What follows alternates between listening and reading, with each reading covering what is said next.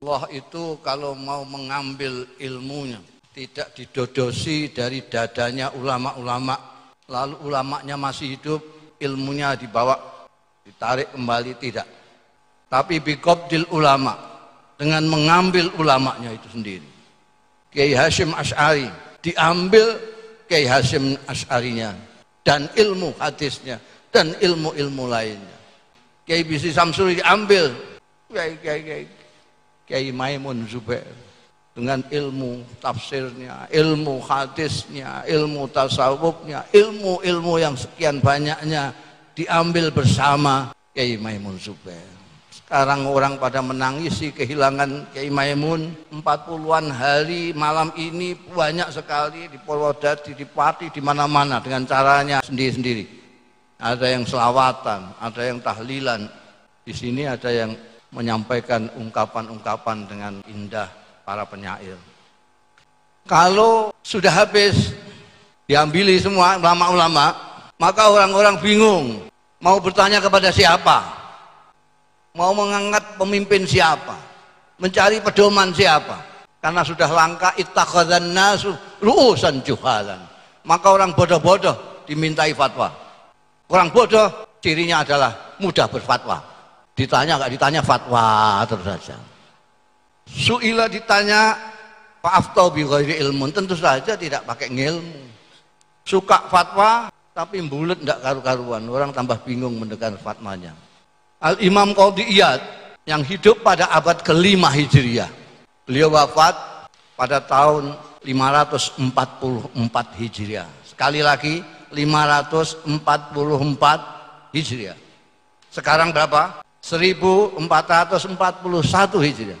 Qadhi Iyad yang hidup pada abad ke-5 itu sudah mengatakan bahwa saat ini apa yang didhawuhkan Kanjeng Nabi sudah terjadi. Artinya sudah langka ulama, sudah langka tuntunan, sudah langka orang arif, yang ada orang-orang bodoh yang mulia mulutnya, mulia tulisannya, tapi tidak mulia perilakunya. Itu 5 abad yang lalu. Pada waktu itu masih banyak ulama-ulama yang hebat, ulama-ulama mazhab, ulama hadis, ulama banyak sekali pada waktu itu. Itu Qadhi Iyad sudah mengatakan begitu. Sekarang abad ke-15. Maka jangan tanya kalau sekarang orang pada bingung ketemunya ulama-ulama yang tidak menunjukkan jalan yang baik, tapi ulama-ulama yang menyesatkan. Kalau orang alim, ngerti fikih, ngerti hadis, hafal Quran, banyak sekali.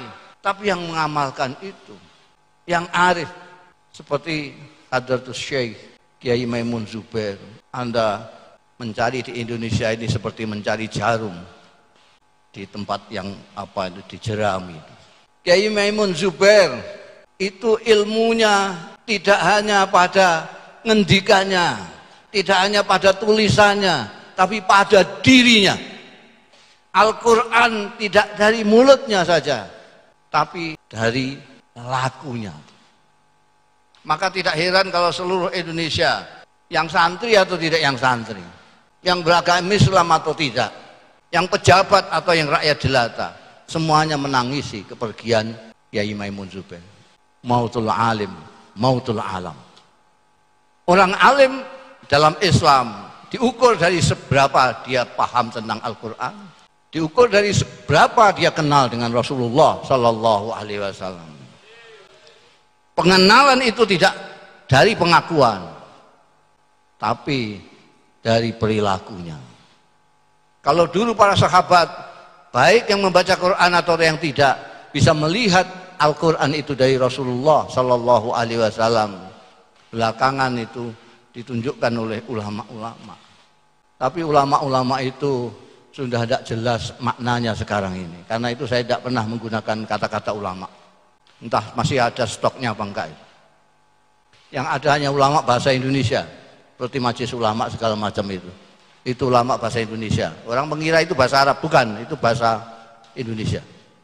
Kalau bahasa Arab Pak Habibie minal ulama.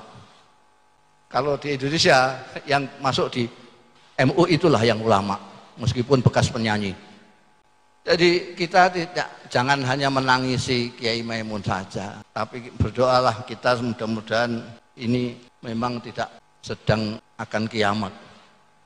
Belum 40 hari kok orang alim lagi diambil. Sak ngilmunya, ngilmu pesawatnya barang dibawa. Ilmu sosialnya diambil semuanya.